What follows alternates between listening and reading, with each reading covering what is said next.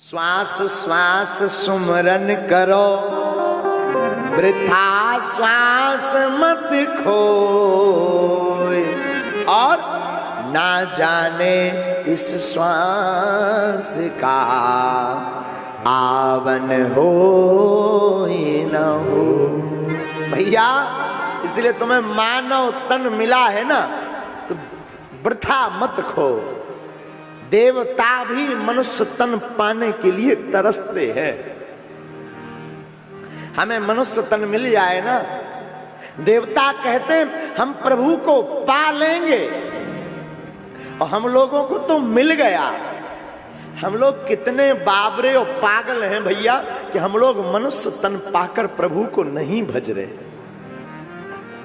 भैया कभी आप पढ़िएगा, बड़े बड़े देवता अयोध्या वृंदावन में जन्म पाने के लिए भगवान से गुहार करते, प्रभु हम कहते तुम हमको मनुष्य ना बनाओ, कूकर सूकर भी वृंदावन का अयोध्या का बना दो, इतने में ही हमारा उद्धार हो जाएगा। हाँ, हम नहीं कह रहे, हमारे पूज्य दादा गुरुजी हमको कहते थे, बिटवा एक कोई उनके पास किताब थी, उसमें लिखा था कि बड़े बड़े इंद्र भगवान के सामने हाथ जोड़कर खड़े, भगवान पूछते हैं क्यों खड़े जी? तो वो कहते थे महाराज आप हमको ब्रज का या अयोध्या का कूकर सूकर भी बना दो, इतने में उद्धार हो जाएगा। बताओ जरा। अच्छा, फिर भगवान ने पूछा कैसे उद्धार होगा? तो पता है क्या बोले? इंद्रादिक देवता बोले सरकार, मृत्यु लोक के महात्माओं की रज भर माथे पर पड़ जाए, इतने में ही बेड़ा पार हो जाएगा। हाँ, इसलिए मेरे पागल सुन लो गोस्वामी जी की वाणी। आज की चौपाई जो हमने उठाई ना, प्रभु को धन्यवाद दो, हर घड़ी धन्यवाद दो। प्रभु आपने मनुष्य तन दिया, आपका धन्यवाद। आपने हमें जीने का मौका दिया, आपको फिर धन्यवाद। धन्यवाद दो, ईश्वर को शुक्रिया दो। कितना भगवान दयालु है, तुम्हारे गुण अवगुण कुछ नहीं देखते हमारे भगवान। हमारे ठाकुर जी कहते तुम में कितने अवगुण भरे, कोई दिक्कत नहीं, तुम एक बार हमारे सामने आ जाओ, सन्मुख हो हे जीव मोहि जब ही, जन्म कोटि अघनाश है तब ही, लाखों जन्मों के तुम्हारे पाप मिट जाएंगे बस। इतना दयालु कौन हो सकता? किसको पड़ी जो इतना दयालु हो? इसलिए मेरे भैया कान खोलकर सुन लो, सब त्यागना पर प्रभु को धन्यवाद देना मत त्यागना। एक कथा हमको बहुत याद आती है अयोध्या की, कहो तो सुनाए। आज रामायण में बल्कि हमारे मन में विचार है कि आज हम आप सबको भगवान का अवतार करा के सुना दें, कैसे भी, क्योंकि कल नहीं हो पाया था। लेकिन ठीक है, जो भी हनुमान जी की इच्छा है। एक कथा हमने बोली है एक दो बार, लेकिन ये कथा ना हमारे मन को एकदम पकड़े हुए है, कहो तो फिर सुनाए। अद्भुत गाथा है। आज एक और बड़ी प्रसन्नता की बात है, बड़ी अच्छी बात है।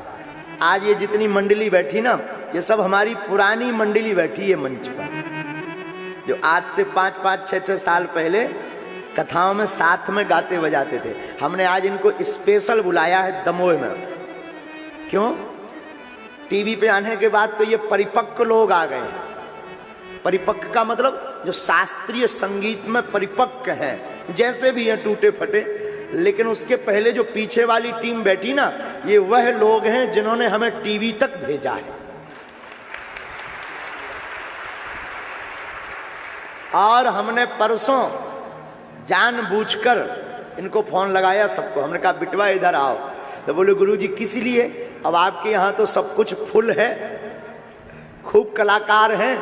हमने कहा बेटा खूब कलाकार हैं, लाखों कलाकार आ जाने को तैयार हैं।